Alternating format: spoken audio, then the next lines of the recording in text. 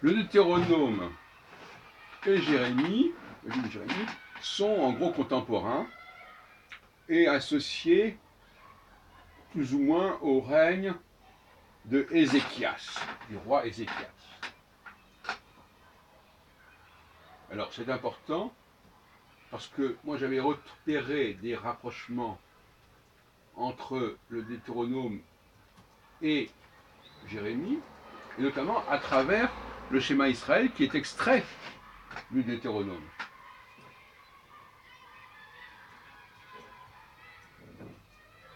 Donc c'est ce roi qui apparemment joue un rôle très important.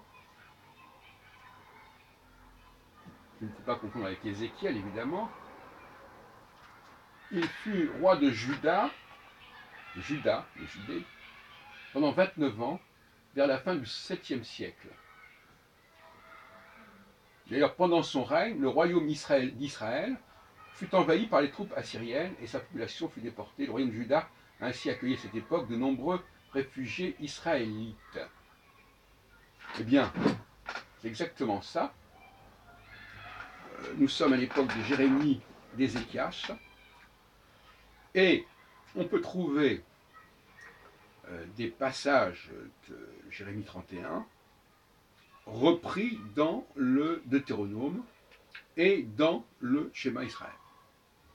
Notamment la fameuse expression dans certaines traductions, gravée dans ton cœur, qu'on retrouve dans le même mot, dans le texte hébraïque, au verset 32, 33, enfin, c'est pas très clair, ça dépend des versions. Libam, et là on emploie l'expression d'ailleurs, le verbe kotev, qui veut dire graver, écrire et graver, irtava.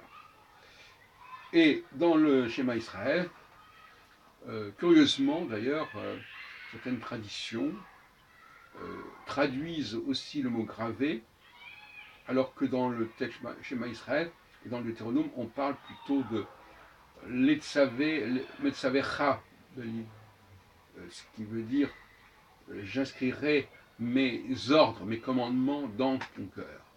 Mais il n'y a pas le mot inscrire véritablement. Mais c'est très curieux parce que justement, alors je ne sais pas d'où ça vient, est-ce que c'est une tradition? On aligne la traduction, on aligne le schéma Israël et le Deutéronome sur Jérémie. Voilà, donc nous avons là un triptyque, Jérémie 31, Deutéronome 6, 10e chapitre, et schéma Israël. Le schéma Israël, c'est ce qu'on lit tous les offices, le vendredi soir et le samedi matin, entre autres. Et par rapport à cette période actuelle, nous sommes qui est à l'approche, à la veille de Kippour, eh bien, il est intéressant de remarquer que la notion de teshuva, de faute, de repentir, ne fait plus sens au regard de ces textes. Et d'ailleurs, il n'est pas écrit dans le schéma Israël qu'il faut se repentir.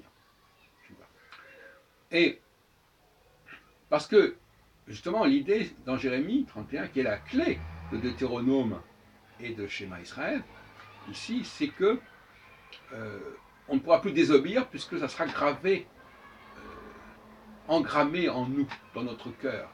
Le mot libam, le mot lève, le mot cœur qui est important, puisque souvent on dit circoncision du cœur, circoncision par opposition à la circoncision physique, mais en réalité, la notion de cœur, elle est très fortement évidente, justement, au temps d'Ézéchias.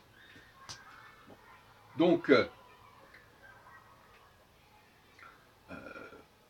normalement, depuis le temps d'Ézéchias et de Jérémie, on est dans la nouvelle alliance, en tout cas on est en attente de la nouvelle alliance, et à ce moment-là, on ne pourra plus fauter.